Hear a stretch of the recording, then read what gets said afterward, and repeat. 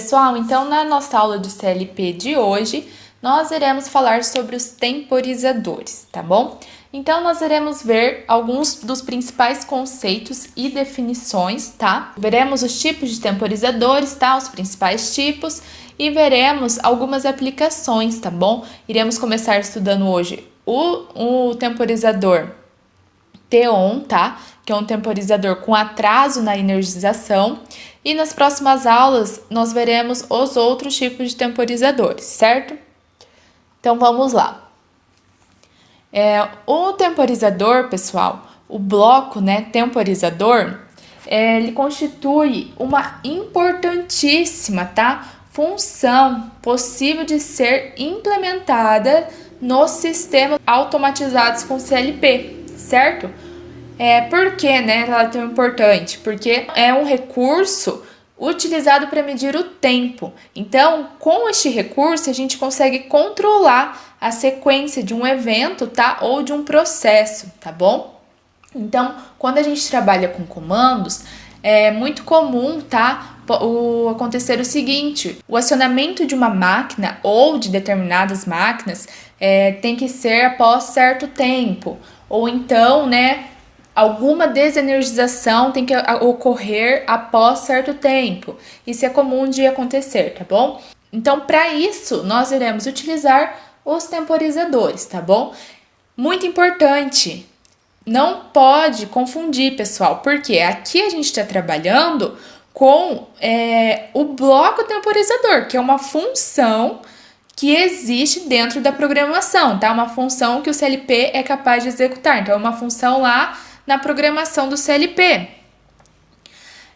Não é o temporizador físico, tá, gente? Então, tem que ficar claro isso daí. Como eu disse, nós temos vários temporizadores. Os principais e mais utilizados são o TEON, também conhecido como temporizador de trabalho. O que é esse temporizador? É um temporizador, um recurso que nos fornece um atraso na energização.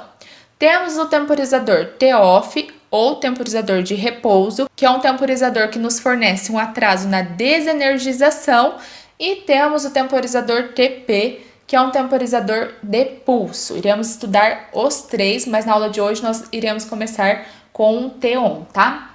Então, todo bloco temporizador, ele terá, basicamente, essa representação. Temos aqui várias nomenclaturas, IN, Q, PT, ET, X e Y. Nós veremos o que significa cada um desses terminais. Então, aqui, gente, em X, nós iremos inserir o nome, tá, do nosso temporizador. Pode ser que na nossa programação nós tenhamos, mais de um temporizador. Então, por exemplo, eu tenho lá o TP1, TP2, TP3 ou TO1, TO2, tá? Então, eles têm que ter nomes diferentes, tá bom? Se você estiver trabalhando com mais de um temporizador. O Y aqui irá demonstrar, o nosso tempo, tá? Então, por exemplo, 4 segundos, 5 segundos, estará sendo mostrado aqui. A nossa saída aqui, tá? Aqui na saída, o que nós teremos conectados? Teremos conectado, a bobina, que será energizada após a programação aqui desse temporizador. Ou que será desenergizada, ET, o ET, gente, o bloco temporizador, ele utiliza para armazenar a contagem de tempo, tá? Em uma memória virtual. PT é o tempo que nós iremos programar e IN é a nossa entrada, tá? Então, como eu disse, hoje nós iremos ver um pouquinho mais sobre o temporizador TEON, tá? Então, basicamente, como que funciona esse temporizador? A partir do momento que a entrada recebe um pulso, a entrada passa para o nível 1, ela é acionada, e o temporizador irá iniciar a contagem de tempo, até atingir o valor especificado lá em PT. Atingido esse valor em PT, a saída será acionada. Então, nossa saída vai passar, para o nível 1. E irá permanecer assim até que a entrada, seja desacionada. Então, basicamente, este é o funcionamento do temporizador TEON. E pode ser que fique essa dúvida, então já vamos tirar aí. O que acontece, será, né, se a entrada for desligada, né, antes da saída ser energizada? O que vocês acham que acontece? Se a entrada for desligada, gente, antes do tempo, né, de ser atingido o tempo que a gente programou, a saída vai permanecer em zero, tá? Saída vai permanecer, né, em nível zero. Até o quê? Até a entrada ser, né, energizada novamente. Então, só para ficar mais claro aqui, vamos ver agora o funcionamento neste exemplo, ó. Então, nós temos aqui uma entrada e zero. O nosso temporizador, que eu chamei de T11, coloquei aqui um tempo, né, de 4 segundos para acionar a nossa saída Q0. Então, basicamente, o que irá acontecer aqui?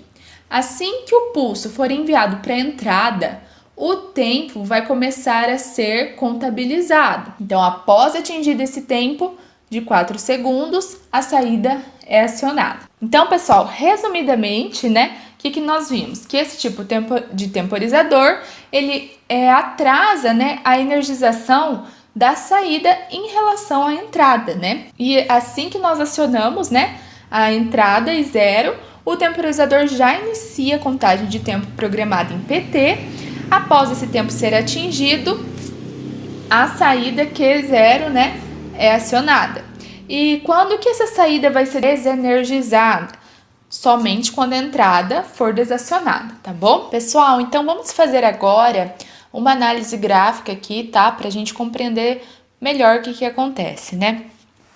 Então, vejam só, aqui a gente tem IN, né, terminal de entrada, Q, nosso terminal de saída, e ET, né, que é utilizado, né, pelo bloco temporizador para armazenar o tempo, tá bom?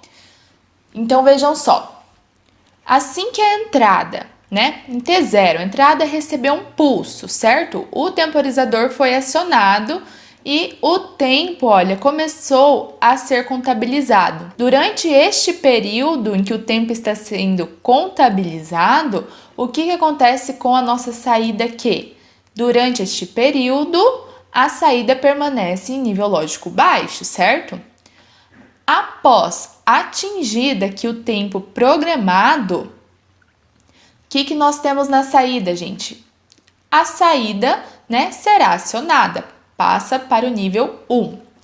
E ela vai permanecer assim enquanto, né, a entrada estiver, né, recebendo um pulso, né, estiver acionada, estiver em 1, saída em 1. Entrada passou para o nível 0, né? Foi desacionado. O que nós temos na saída? Saída também é desacionada. Tá, professora, mas e se a entrada for desacionada, né? Estão vendo aqui que ela foi desacionada antes de ser atingido o tempo especificado. Olha, comparem esses dois gráficos. Estão vendo que aqui o tempo não foi atingido conforme no 1?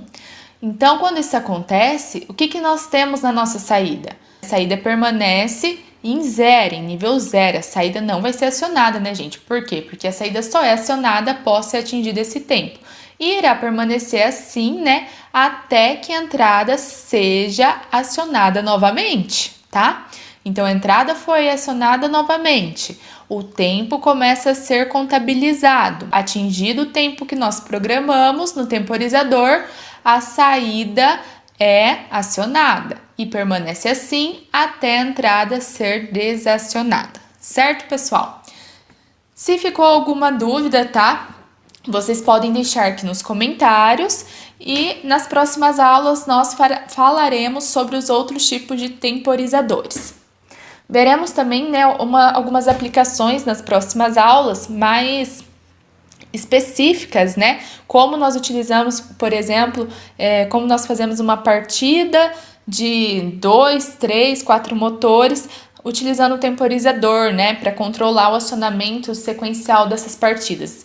Vamos ver alguns exemplos disso nas próximas aulas também, tá bom? Muito obrigada!